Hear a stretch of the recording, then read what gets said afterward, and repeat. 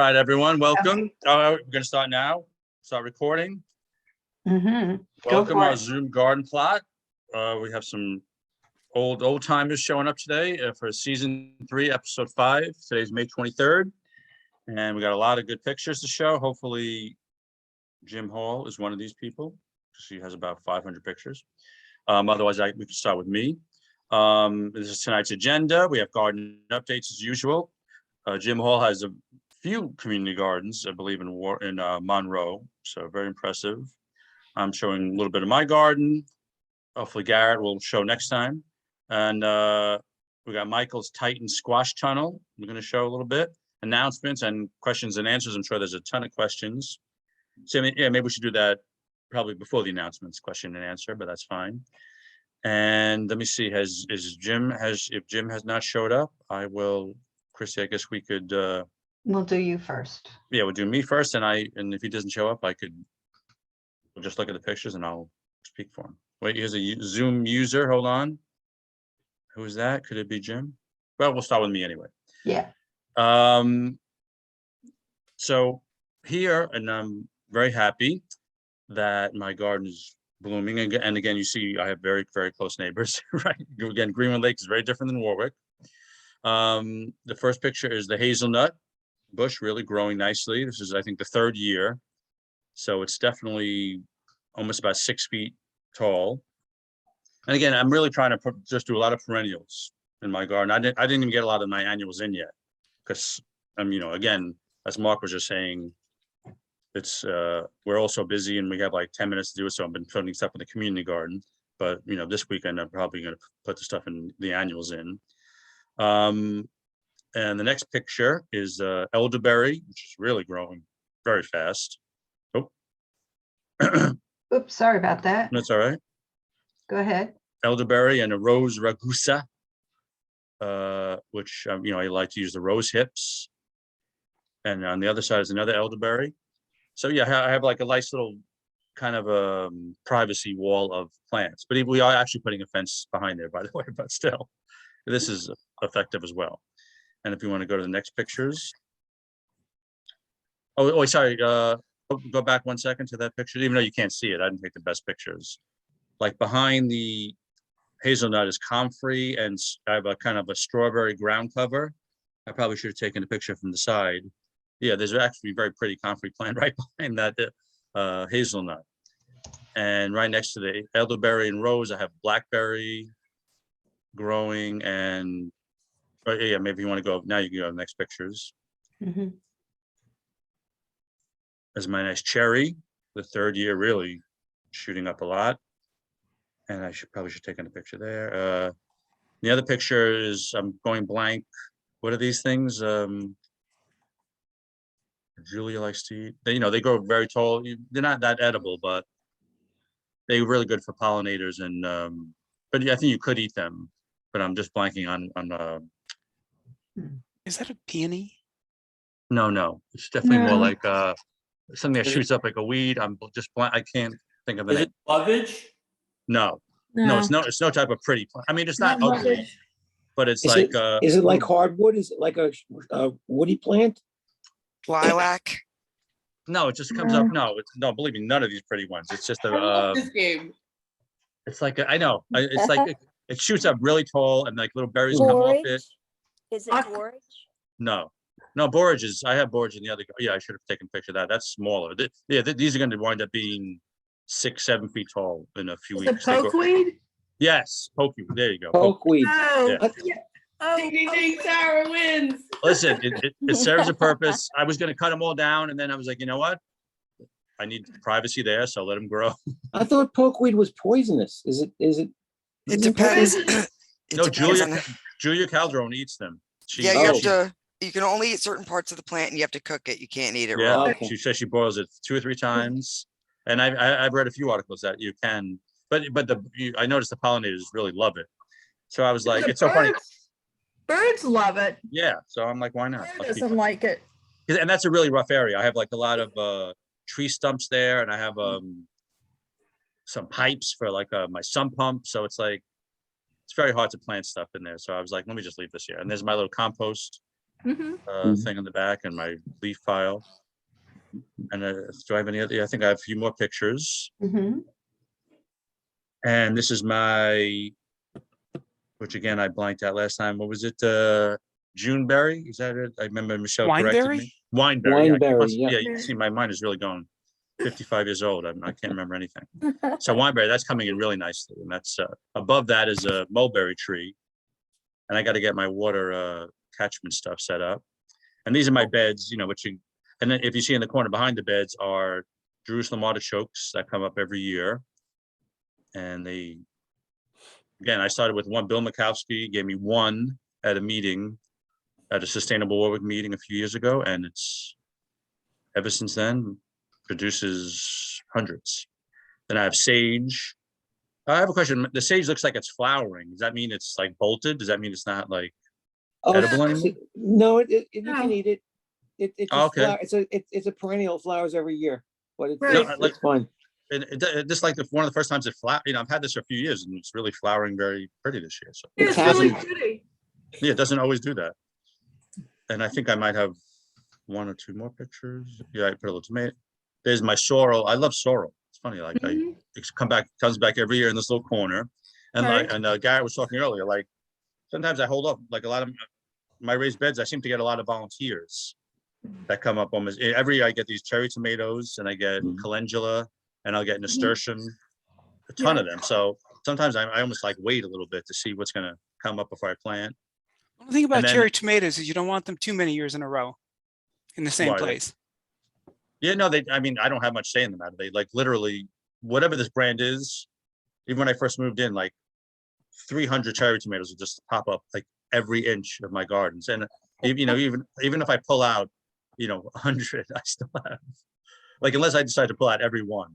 So yeah, it's not in the same place exactly. This is the most prolific. I really should find out what brand it was, because I didn't even plant it. Like it was there in the compost or something the first year. Are they pear shaped or round? They're round, but they're very tiny. They're like very small. Maybe they're very tasty. Probably sun gold, because there's the little pears and the sun gold have come up in our garden for years, and wherever they come up, I just leave them, and for some reason, it bothers them. Yeah. The tomatoes you plant have all sorts of issues. These things are bionic. And then I put a bunch of cucumber seeds in, which the squirrels dug up instantly. And it was really quite funny. Like the next morning, there was literally a hole in every place that I put a cucumber seed. They were like laughing at me, watching me, I guess. And now this is I was hoping Sonia, we have a pollinator pathway group as well on the alternate Mondays. So this again these are all the little pollinators that I'm growing from. Sonia and Pam Goldman gave out free seeds to the Albert Wisner Library. And I left these out all winter in the snow. And as you can see, a lot of them are, and don't ask me to say the names because they're, like there's some golden seal in there and dragon's beard or something, bearded beard or something. Yeah, I have the names written down. But they are, so I'm quite excited that I'm going to hopefully put a lot of these around the garden. And Sonia Mason joined our community garden. She's really knowledgeable and she planted a lot of native pollinators around me. So I could show you that next time or time after that. But that is it for my cute little garden that I have and keep me happy. Now, Jim, is Jim here? No? I don't see him. So I don't, do we want to answer any? Well, I guess maybe we'll give him a few minutes. What time is it? It's it's still early. Sometimes he shows up late. I've got a question about your cherry tree, and then maybe we can go on to the picture that I have to share. Yeah. If you want to go back to that cherry tree picture, if you don't mind. So is that a single cherry tree? Do you have other cherry trees around it that will help it out or no? It is a single one, but it is one that does not need to be pollinated by other trees, because the challenge with my backyard is I don't have like room for like 2 trees. So like, believe me, this is even smaller than it appears to be from these pictures. It's like, you have a cherry, so even, I have a peach tree that is growing. Then I even tried to put an apple tree next to that and it got shaded out. So I might try to put another tree on the other side, but I'm I can only, so I did particularly get a few years ago from Star Seed Company. I think it's Star Crimson cherries that, they say you don't need another tree. I would love to have 20 cherry trees and, but I have to be, We had yes. originally brought 2 cherry trees, and one of them, gosh, they were planted not so far from each other, but I think one actually drowned. That, it was like a heavy rainy day, heavy raining time, and like there was like water sitting in the lawn everywhere, but this particular place was wetter than the other. So one of the trees actually died.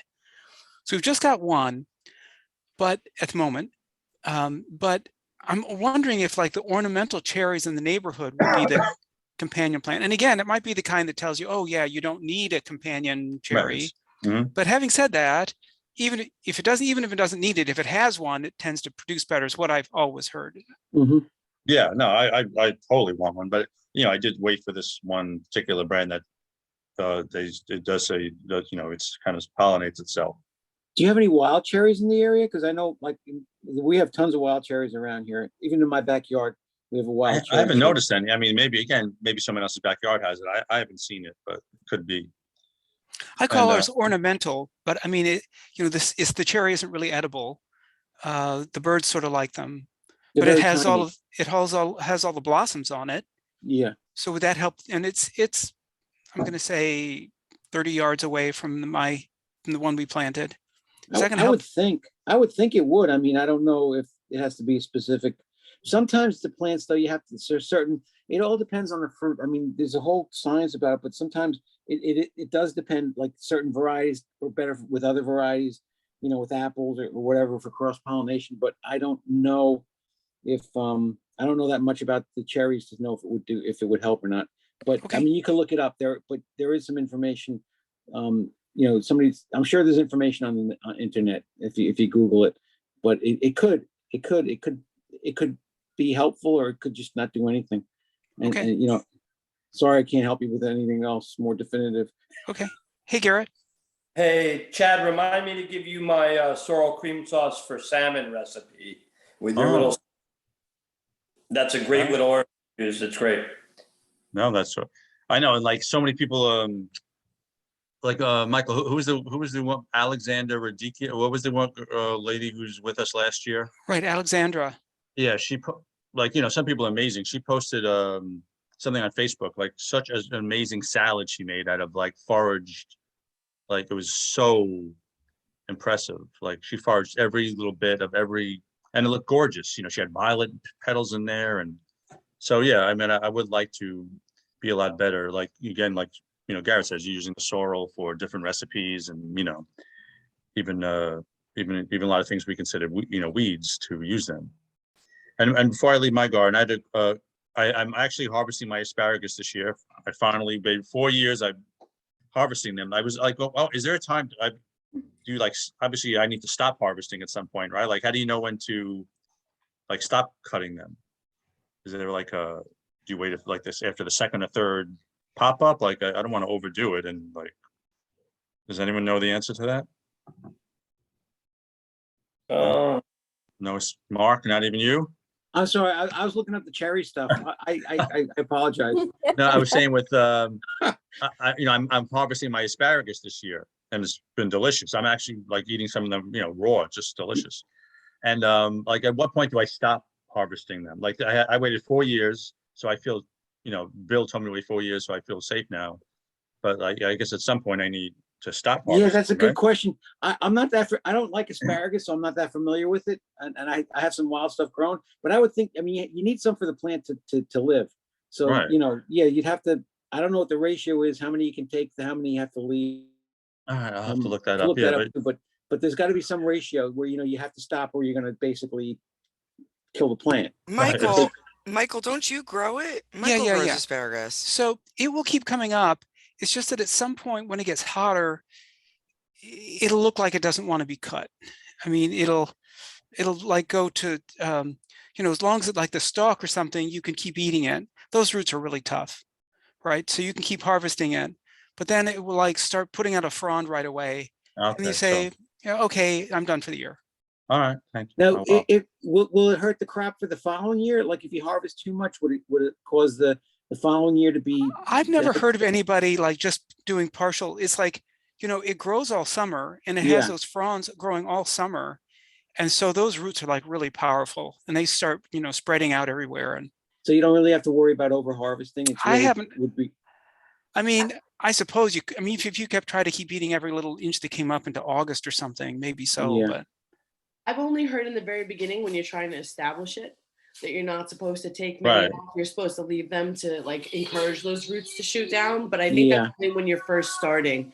After that, I think, like Michael said, you just go for it because it's already. Yeah, that's why I waited. This is my 4th year. I had to wait. I was like dying. I was like, finally.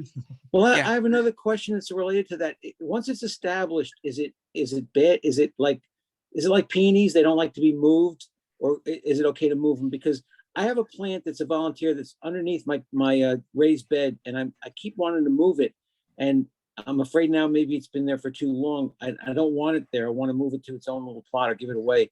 And I hope I didn't wait too long, because some plants, when they get established, they don't like. Yeah. What type of plant is this? You want to move? The asparagus. Like, is this? Can you? Yeah, I don't. I mean, because I think they get really established, like a deep root system. I don't think you can move them after. It's not going to be easy to move. Yeah, I would not move them. Yeah, especially asparagus. They just form this giant. I mean, I would love to see an underground picture of it. It must be fascinating because, as they form every year and they come up. So, but I would think that's not something you can move. All right. I guess I'm stuck where it is.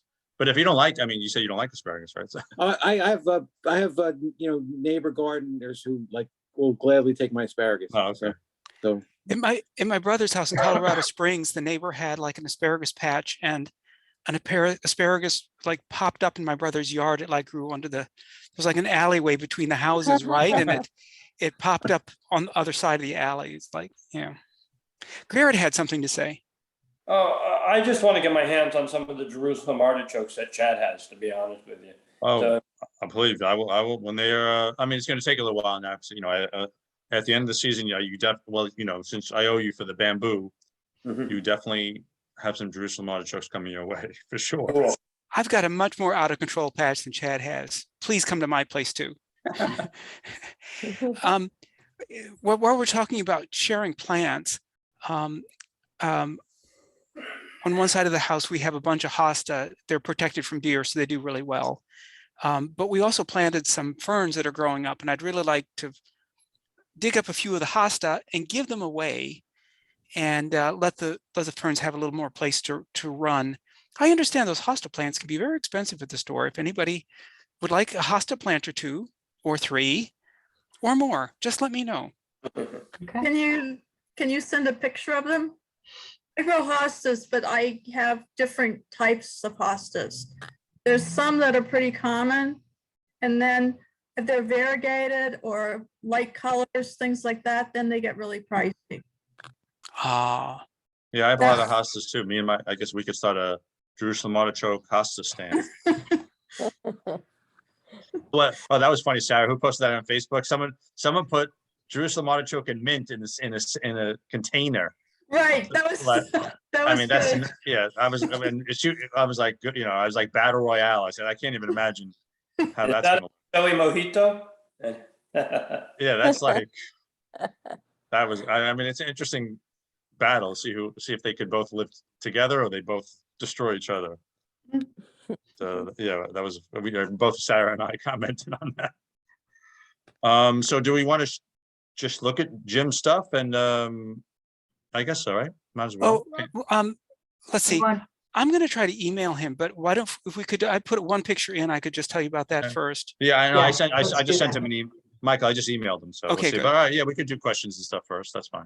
But I sent a picture, so if you want to share, if Christy can share if you screen. could skip Yeah, I'm working on it. Hang on. Sorry, we're messing up your whole pretty order.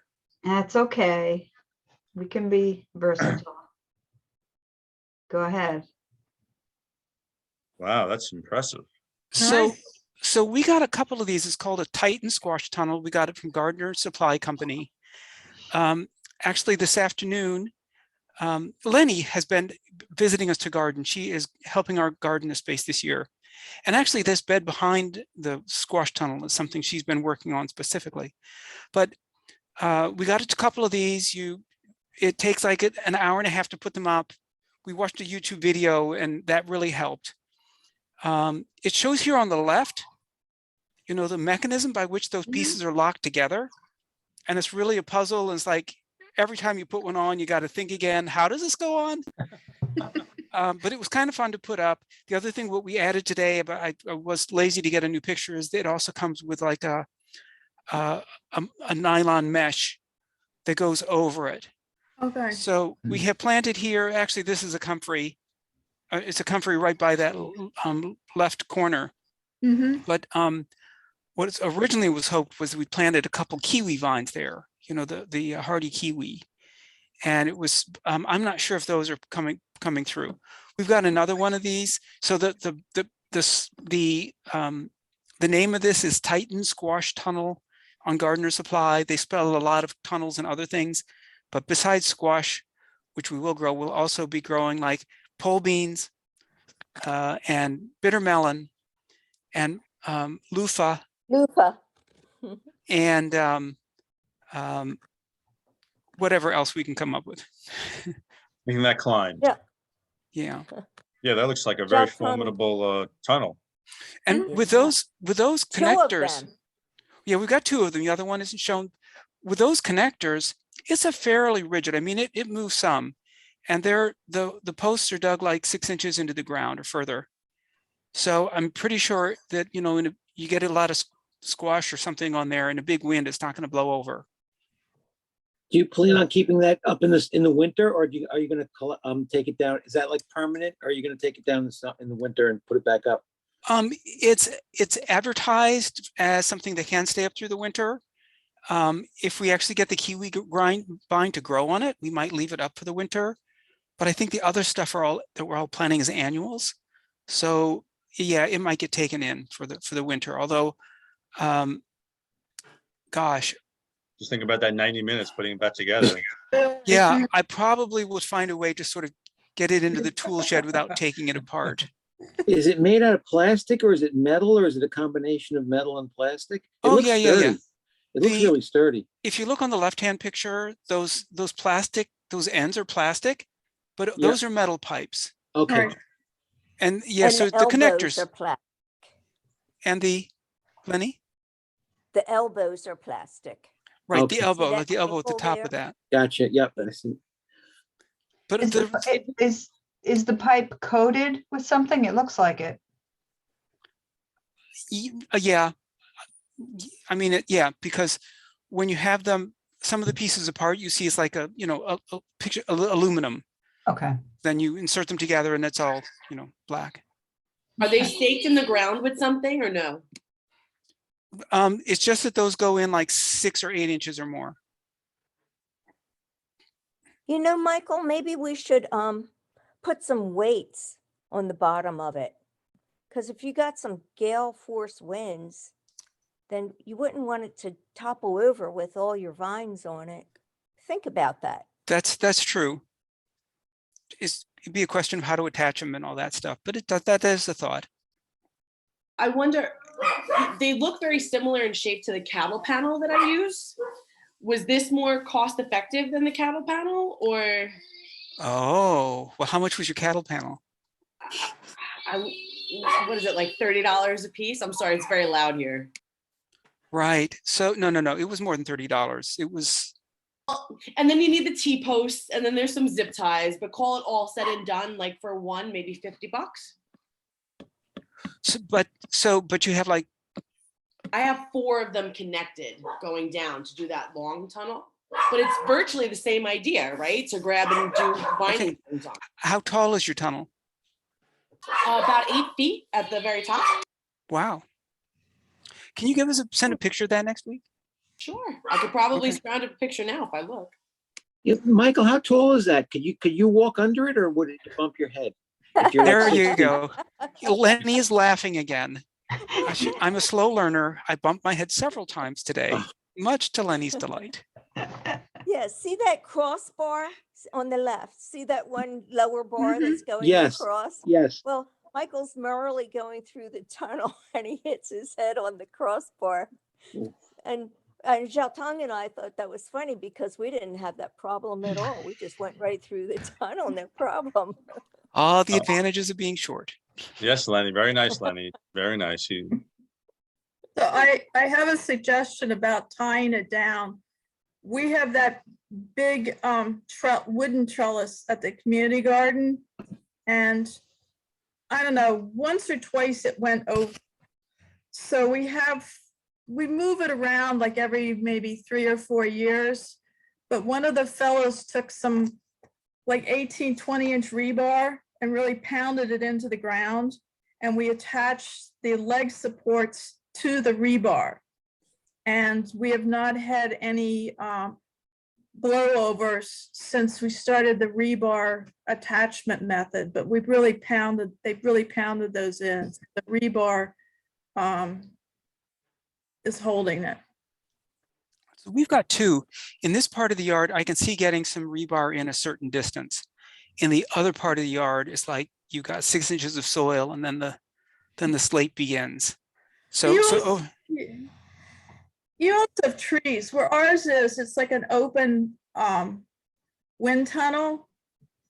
It's on that slope and it's sunny and the wind really whips through there. It looks like you have some protection from wind, so. That could be true. Yeah. Yeah, that's a big thing. Trellis. That's really a focus of our community garden. I'm obsessing on the best way to trellis tomatoes and things like that. Michael, maybe we could, maybe you could have some cinder bricks and some zip ties and zip tie around the cinder bricks. That sounds for the one over in the other place, right? The rebar for this one and the cinder blocks for the other. That sounds like a plan. Yeah. Chad. Yes. I find, excuse me for the interruption. No. Trellising is an art unto itself, and what we've been doing is building little triangulated A-frames out of bamboo, and then running lines across them for the tomatoes to hold the tomatoes up, and then we build like a whole pole beam. I mean, if you want more bamboo, come and take it, but it's the perfect trellising material, and it lasts a couple of years each stalk. You know what I mean? Yeah, I'm not the handiest. Like all the people that were handy left the community garden. So. Yeah, but all you need is a roll of twine, and you just tie knots, and you just go around, and you could build anything you want and trellis it. You know what I mean? And we did last year. We did. So you put the bamboo like this, and then you. I'll show you next week. All right, next session. All right. Oh, actually, time has come to take our shimmy in place. If you have a symbol for that. So we're going to do a shimmy in place, and if hopefully Jim will show up at the end of this shimmy, but if not, we'll just look at his garden without him. But I'll see you in a minute. Okay.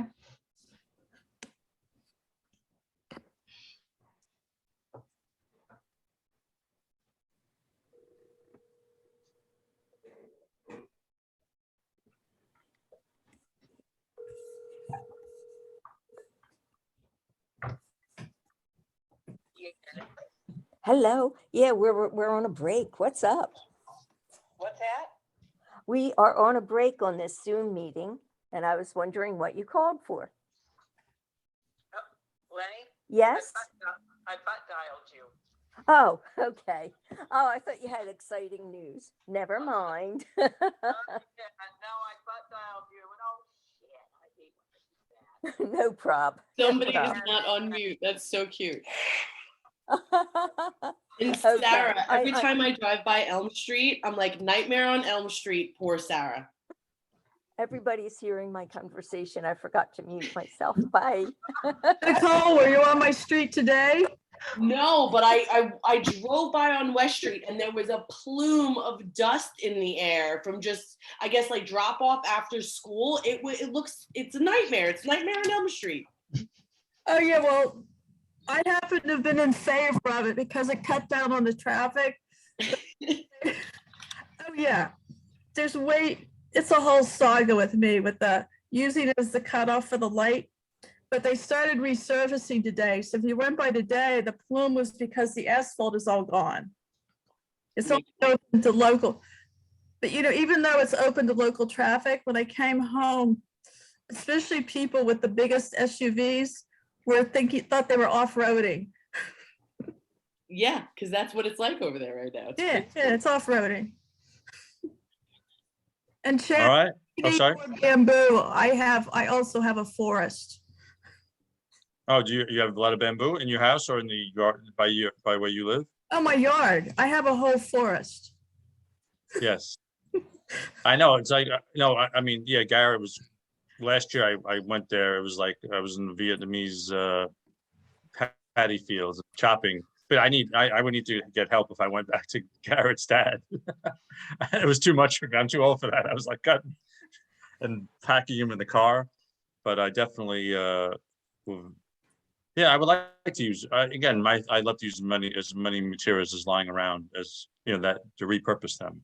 So yeah, Garrett, if you could maybe just send me a picture to my email of what the trellises that you're using with the bamboo, just so I get an idea.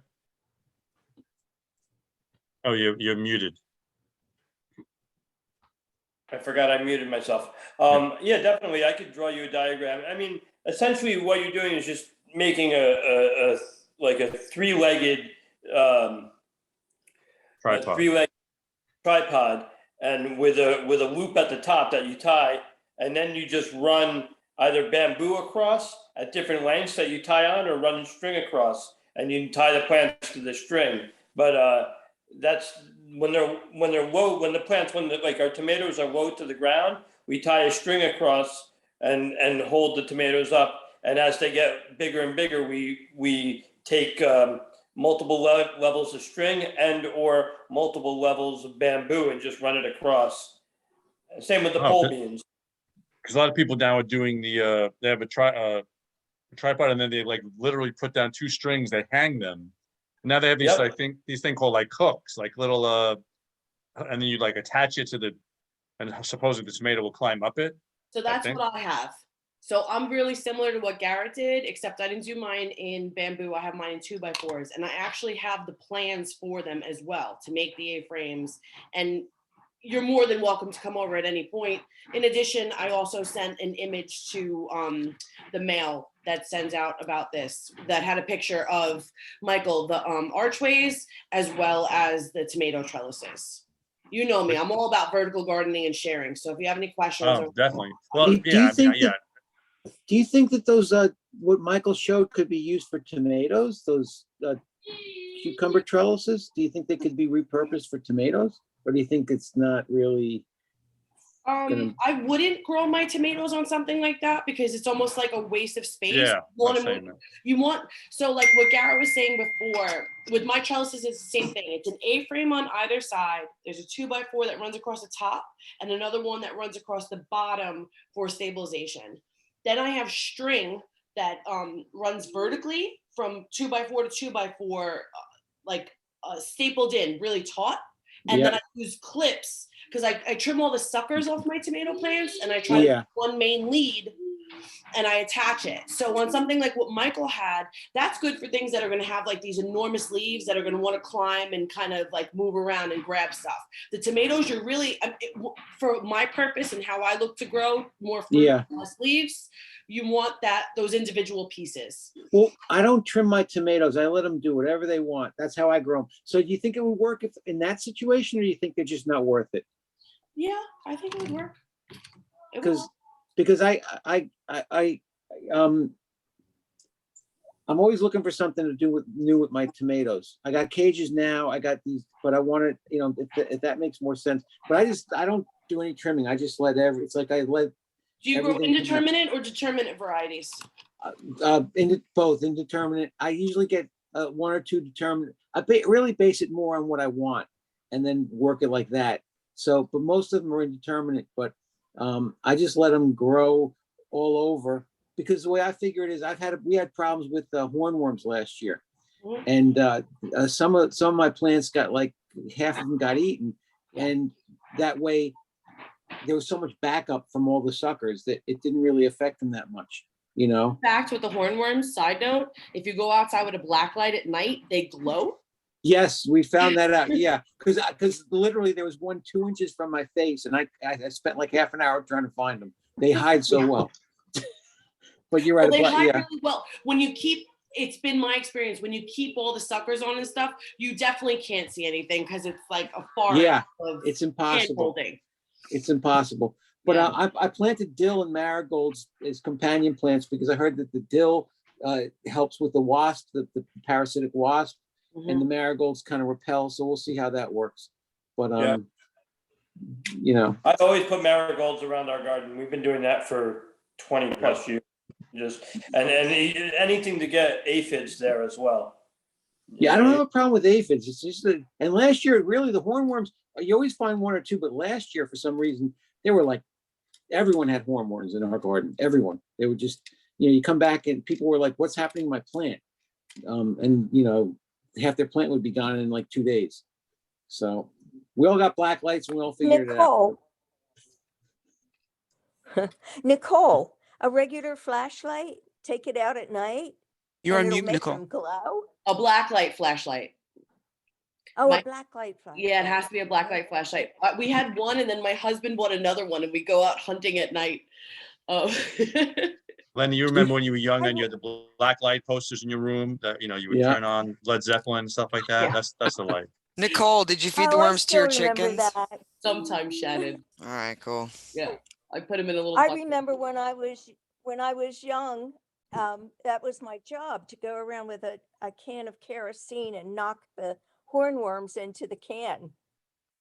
So that's another way to do it. There you go. You're an expert. And then what do you do with them? Michael would not approve of that, but we could capture them in a jar. That's what we're doing for the asparagus beetles at Michael's house. When we see them, I flick them into a jar and then I take them far, far away and let them go. Okay, nice. I want to mention about Far. I want to mention about someone talked about how do you support your tomatoes, and I shouldn't be speaking for other people, but Bill Makovsky isn't here tonight, but he does this thing where and actually I have some extra fencing I could loan or give to someone if they wanted this, like if you wanted it for your garden. So they'll have like, a bed with a certain number of tomato plants, but they will put like at the 2 foot level, they will put like the wire fencing, like 2x4 with 2x4 inch holes. And so when it gets up to that level, they just help it get through. And then like at 4 foot, maybe it's 4 foot, maybe it's not that high, they have another level. And so basically their plants are trained to grow up through this thing. And then when it's time to pick your tomatoes, you're just like reaching in on these different levels and picking them. That sounds like a good idea, actually. Yeah, Like really and actually I've got, Chad, if you want them, I've got some extra fencings. You could do like an 8x4 bed. I've got the pieces. I was just seeing them and sort of tucked up in this one part of my tool shed. If you wanted them. I have to visit because you said you had gooseberry as well. I don't know if that's still available or. If you want to dig up a gooseberry, no, actually the gooseberry's off the list. Sorry, yeah. My bad. You snooze, you lose. Send me a picture of that too. I can't visualize what you're saying. That you put a fencing and then how do you add on to the fencing? Think that you've got like 4 posts in the corner of your 8x4 bed, or maybe one in the middle too, and then you use that to support at the 2 foot level a horizontal screen made of the 2x4 inch fencing, and then at another level you have it. So then later, like I say, when you've got these shelves, it's basically like it's growing through shelves. Wow. Okay. Yeah, that I get when there's too many choices, I get myself very confused. Getting a frame around it that's going to be robust enough to hold that up is Bill does it. Ask Bill for how he does it. All right. Do a All tour. Right. Sorry. Continue. What did you say, Nicole? Do a tour. Make appointments with all of us on one day and come visit everybody's house and see which works best for your needs. Well, hopefully I think they might be doing the kitchen garden tour again this year. I think I talked to Becca. She was thinking about it, so hopefully that would be nice to do again. I guess Christy, I guess we could run through Jim's pictures quickly just to see what he's doing. I think he has a lot of trellising ideas there as well. We could take a look. Okay.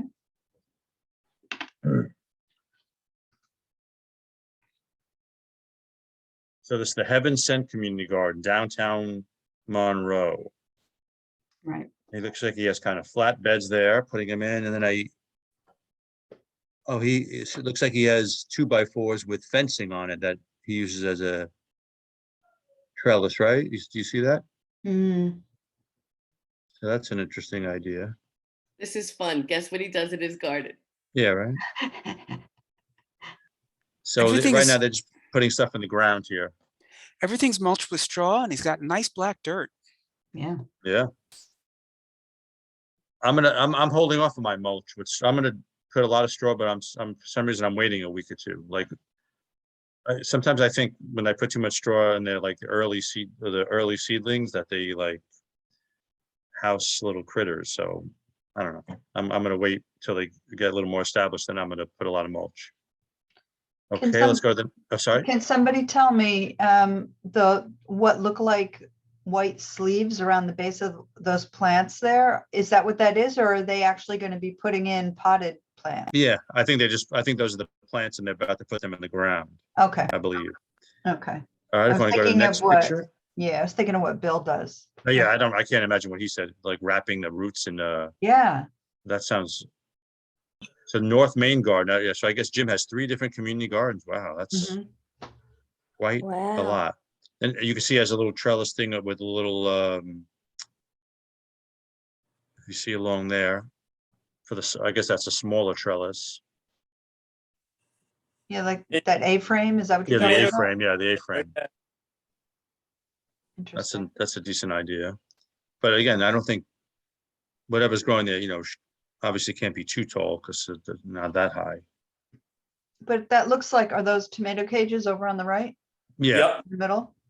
Yeah, I don't want to use tomato cages this year. Last year they just fall over eventually and it becomes a big mess. Yeah. So I have a lot of tomato cages in the garden, in my community garden, but maybe use this with peppers instead or something. And right now everyone's asking about the determinate, indeterminate tomatoes, and I didn't really think about that when I planted.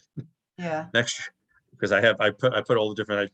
I did pretty good with seedlings, but I didn't really. What's a determinate as opposed to an indeterminate tomato? I don't know what that is. A determinate has it grows to a certain point.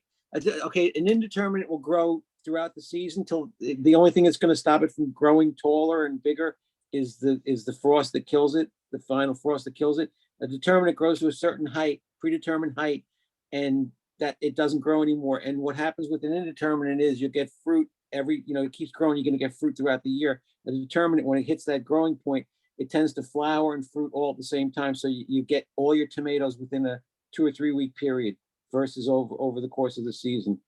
So and there's not much use of trellis. Like the determinate one is just going to grow to be 3 feet, 4 tall feet, and produce 5, yeah. a bunch of tomatoes, and doesn't matter, you're wasting your time. It's not going to grow up 8 feet. So if you're going to do something like canning, where you're going to want all the tomatoes ripe at once because you're going to can or preserve them, then you might want to get a determinate. But if you're like just want to pick tomatoes all season, you don't have use for all these tomatoes, because once they ripen, you're going to get like 100 tomatoes at once. And so that's it for the season. So they're used more for like farming, like like when they used to grow a lot of tomatoes down in South Jersey for like Campbell's for the soup, because you don't want an indeterminate because they want to go out and harvest it just like any other crop. So they want them all to be ripe at the same time. They go out there with the machines and they just harvest them and turn them into tomato soup or whatever. Does it matter if they're heirloom or not an heirloom? You can have an heirloom that's different. An heirloom is like an open pollinated versus a hybrid. Like an heirloom, it tends to be like an really old variety, and open pollinated, and that means that like the seed that you get from it will be true to seed. So if you have like a Rutgers tomato, let's say variety, that's an heirloom, and you plant the seed, you're going to get a Rutgers. Right. The latest and greatest, and you plant it. If they take the pollen from one plant and the female parts from the other plant, they put it together and they get like a hybrid. So when you plant that seed, it's like you're never going to get the same plant. You're going to get, it's like it's because it's a hybrid. If they take the specific pollen and put it on the pistil of the other plant, so the fruit you'll get, it may be something similar. It may not be something at all. You may have a beefsteak. One of the parents is a cherry and one is a beefsteak. Let's say, and they come up with a new beefsteak tomato. You may end up with a cherry tomato from the seeds. You may end up with something in between, but you're not going to get that hybrid that you paid money for. So, but with the open pollinated, you're always going to get, like, you know, if it's a Roma and it's an open pollinated, you're going to get Roma for forever. You can keep the seeds and you keep getting it. Right. So, and the heirloom meat means they're usually older plants. I mean, older varieties. They've been around for like 50, 75, 100 years. They're established, and they tend to be more open pollinated because people figure out how to breed it without hybridization. So I hope that helped. I hope I didn't confuse you. No, I get it. I think I'm a determinate human. You're a hybrid. You're a hybrid. If your mom and dad have another, you're not the same as like if your mom and dad had you and then somebody, and then they had another child and they came out exactly like you, that's like open pollinated. You know, but if you have a brother and he's got your same genes, but he's nothing like you, that's like a hybrid. You're both hybrids. Maybe there you go. Thank you. Any more pictures, Christy? I think that was there are. I just had a question. Is that plywood, do you think they have there that's to form the path? It almost looks like it, doesn't it? MDF. It does. MDF, what's that? Compressed wood. Let's see, fiberboard. No, I don't think MDF would crumble there after a while, Garrett. That would be such a poor decision. Yeah, I think those are like 2x4s or Well, the 2x4s are there. I mean, I don't know. MDF. not 2x4s. I mean, just wood. I'm just talking. Yeah. I don't know what I'm saying. Yeah. 2x4. Maybe they got it for free and are using it till it falls apart. That's sort of a community garden type of tactic. Yeah. No, this is obviously tomato cage heaven right here. Yeah. Right? It's nice they got the green on one side and the red on the other. They really worked it. Yeah, he obviously has because he donated a lot of tomatoes to me, tomato cages to me. Okay. Pine Tree Elementary. I don't know how. Wow, he must have like 20 different gardens going. So these are nice raised beds, and yeah, I think he has that. Daffodils in the front. They look like flowers, right? That have turned. What is that? Was that Look like daffodils. Yeah, daffodils or chives? Maybe chives? No. No, daffodils. You can see the flowers. dying. Yeah. And you see he made that for us in the back. There's that compost system made out of pallets. If you could see in that first picture in the back. Oh, that one. The other one, he does have a little bit of a triangular looking fence trellis in that picture. Yeah, like peas or something. Is that a bathtub near the compost thing? Or cooler? I don't know what that is. I don't know. Maybe he has like a hot tub. Very nice. Let's just start taking pictures of random gardens and then we'll guess what people are doing. That's the last one, Chad. Okay.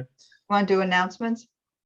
Well, any other questions before we are getting? I just want to clarify my explanation. I didn't mean actually when I was talking about the brother and stuff. It's more like if your son came out just like you, and your son's son came out just like you. That would be like an open pollinated. Not so much the brother, but like if every time you had a son or a daughter that came out just like you, that's open pollinated. Sorry, I just wanted to make sure. It's becoming a little bit like an Abbott and Costello skit. Yeah. Who's on first? Yeah.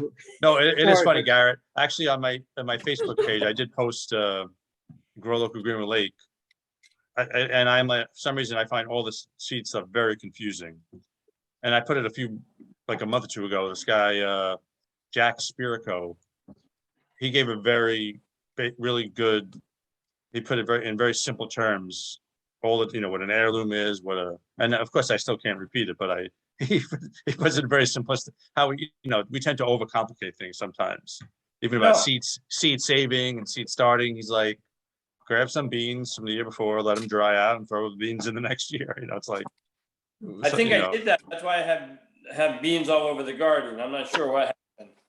Yeah, no, and they probably fell off. at the end of the year, or maybe you dropped a few, or bird got them. I mean, bird got them, yeah. Happens, right? And they scatter stuff as they fly away, and then they plant. And there you go. Beans did you like those beans, hopefully? There you go. So you got a freebie.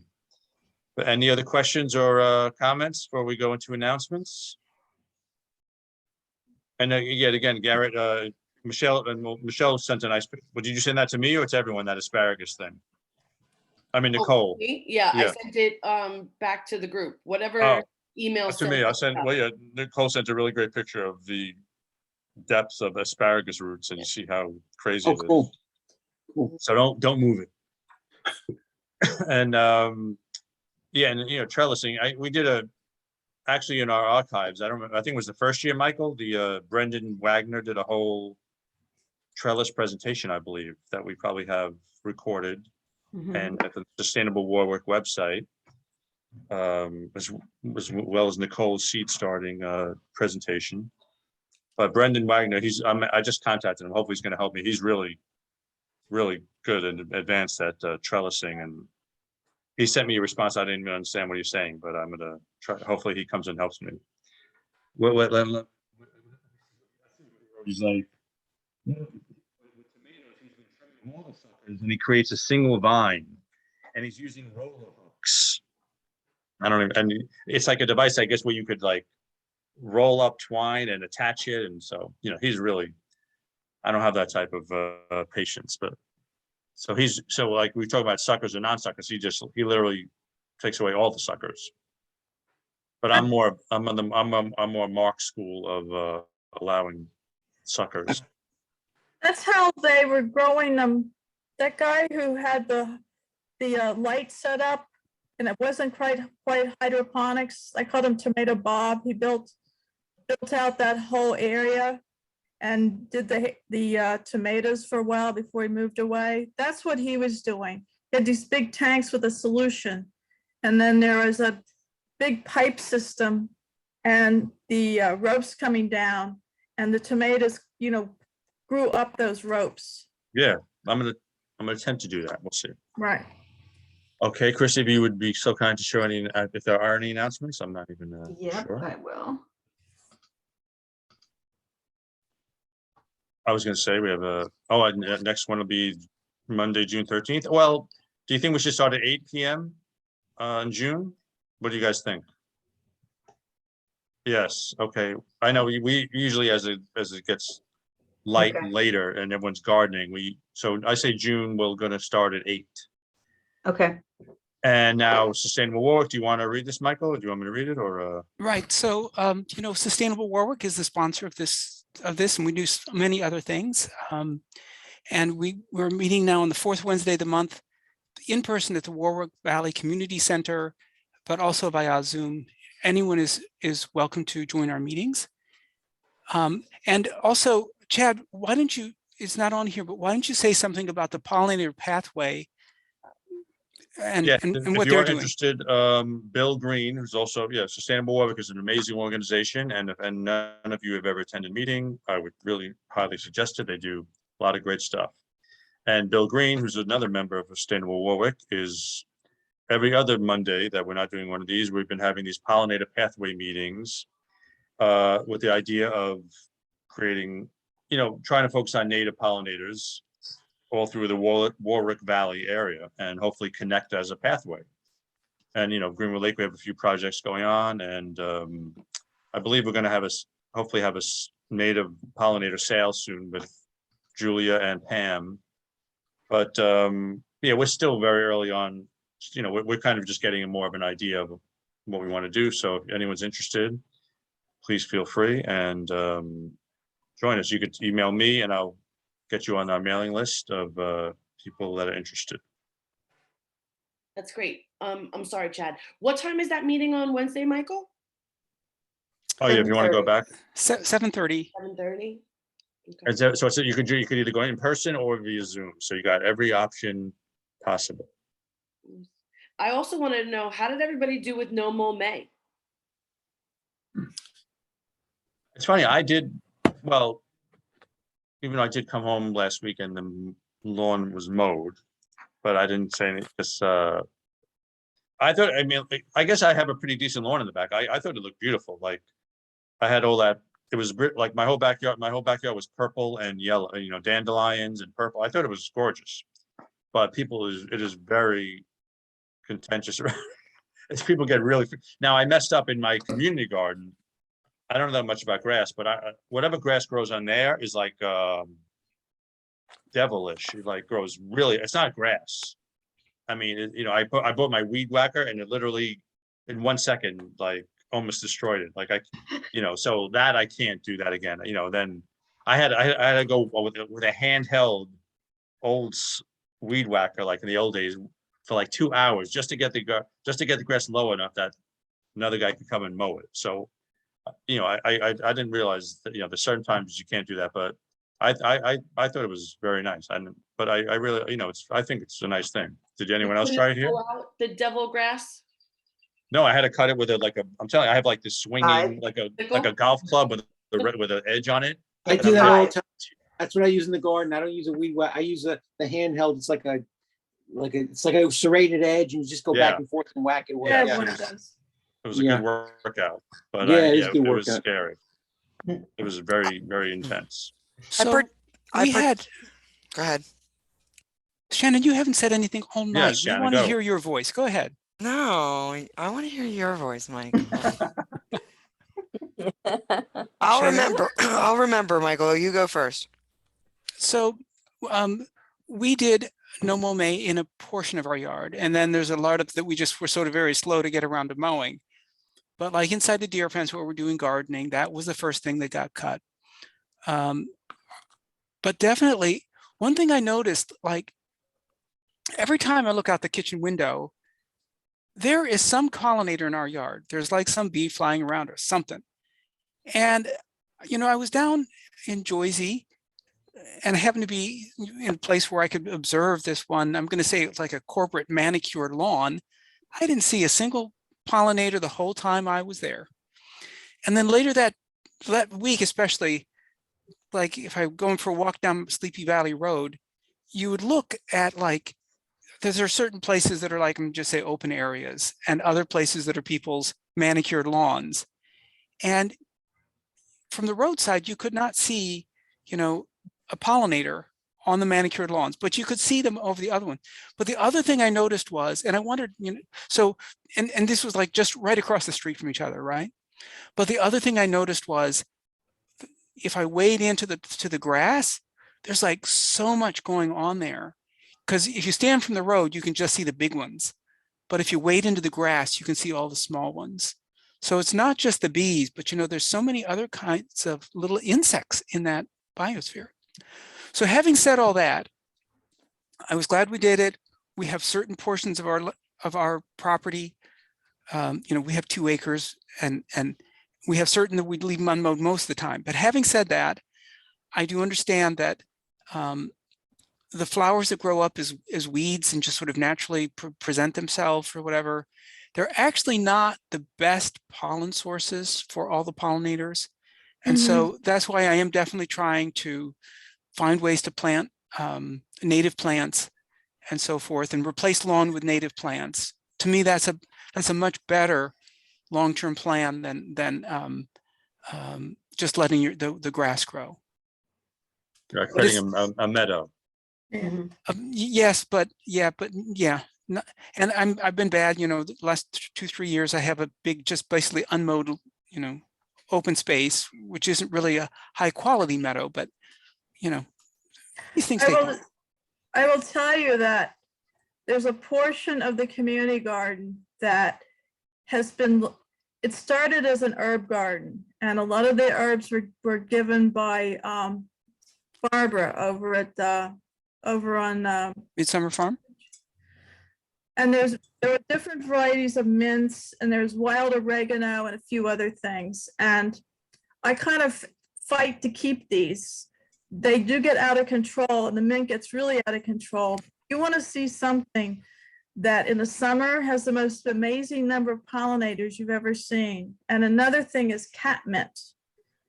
Catmint is not an invasive mint. I had it at my house and I moved a couple of them over there. It blooms for about 2 or 3 months. It forms a mound, but that's another one that and there's all kinds of bees and wasps and whatnot in there. It's like wild and crazy. So if you have enough room to put some of those big kind of invasive plants in, they really attract the bees. And I can give you a mint. I have 3 plots in the community garden. One of my plots, 3/4 of it, I just planted bachelor buttons, blue and white bachelor buttons. Oh, for the yeah, I have a bees. whole field of those.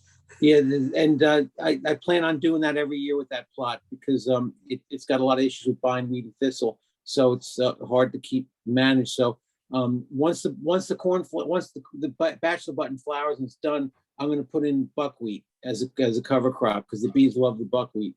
And then once that's done, I'll probably put in. I can't put in clover because we have problems with voles, and the clover feeds the voles over the winter. So it actually helps them. I'll probably put in radishes, but I like to devote a section of my garden to like some kind of massive flower planting, whether it's, Well, I just let the bachelor buttons, the cleome, the calendula, and the cosmos go to seed and get kind of annoyed. People get somewhat annoyed, but I let them go to seed every year. And I have like a whole, it's a side of the garden that has never produced particularly well, but they come back every year. And so I cull in, people in the garden take plants home for their own gardens because there's too many, but then there's sections we just leave them. And I haven't purchased a seed or a plant for 6 years. I just let them go to seed every winter. Yeah. I get compliments actually because I do like a massive planting and it looks really good and people give me and I buy the seed by the pound or the quarter pound, but I found a place where I can buy bachelor button seeds for like $10 a pound, and it's so much seed. It'll last me 2 or 3 seasons. Yeah. And I overseed. I scatter the seed like I just throw it on the ground, and the more the merrier. I'll let them fight it out amongst themselves. I would love to know more about this stuff, like what you were saying, Michael, and Mark, what you were just talking about. In the past, we've discussed like lawn alternatives and cover crops and all of these things. I would definitely. All in the pathway meetings. Yeah. Yeah, that's, that we talk more about that. It's funny, like these are like 2 different worlds. Like this is this is grow stuff, annuals, and the other meeting is long-term, perennials. So you let me, put you on the list. Put me on the list, Pat. Put me on the list. Okay. And Shannon, we're going to end with you. Oh, okay. So we don't we participated in No Mow May kind of by accident because I work 3 jobs. I'm working on getting a 4th, and my boyfriend works nights. So like we didn't mow the lawn because we're exhausted and just didn't get time to. But I live in like a super suburban like area where everybody's lawn is mowed and manicured. They cut it as short as they possibly can. So I was getting side eye from all the neighbors. But I've noticed that patches grow in my yard of like natural not non-invasives. I forget the name of them, but they're like a green flower with they're a green plant with tiny little purple flowers, like one of the first things to come up. The pollinators were loving that. I, of course, had dandelions. The pollinators were loving that. And it's hot now here. They're loving the yarrow. I planted yarrow to have as a medicinal crop, and I got to say there's more bugs on that than anything else in my yard. So I would lean towards something like that, and it covers pretty nice. But yeah, I participated inadvertently, but the neighbors definitely hate me for it. It's all good. I don't give a crap. There you go. On that note, beautiful ending. Well, stop working so hard. What's going on here? 4 jobs? Yeah, it's all good. I like being busy. All right. God bless you. Well, thank you, everyone. Again, remember next time is going to be 8 p.m. and I look forward to seeing you guys. And thank you for another great episode of Zoom Garden Plot. Thank you so much. Thank All you. right. Thank Take you. care. Bye-bye. Thanks, everyone. Bye-bye.